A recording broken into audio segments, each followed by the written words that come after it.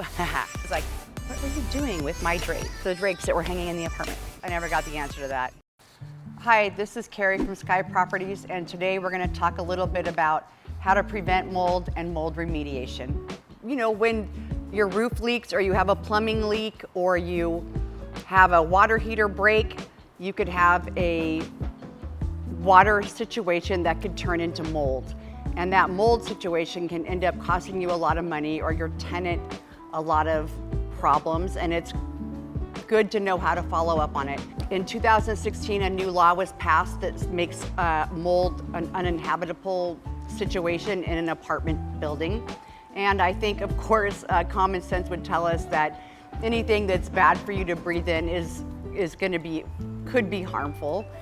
And so you want to be able to take care of it quickly and properly. One of the ways to prevent mold from happening is understanding how it forms. And it forms when you have water that is not taken care of the proper way.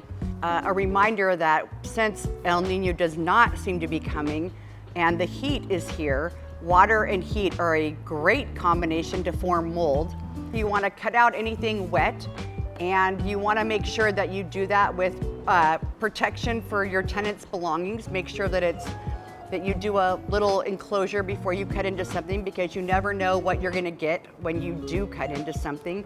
It could be as simple as it's wet and you cut it out, or you could cut it out and find that there's been water leaking in there for months, and then you've basically infected an entire apartment, for a lack of a better way of saying it.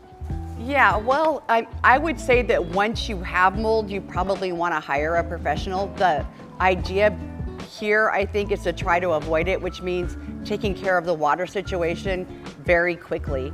And I don't think people understand just how quickly mold can grow. It's fast, and with the heat, and we've had a lot of heat lately. Today it's 85 degrees and it's the middle of November. So, taking care of cleaning up the water and cutting it.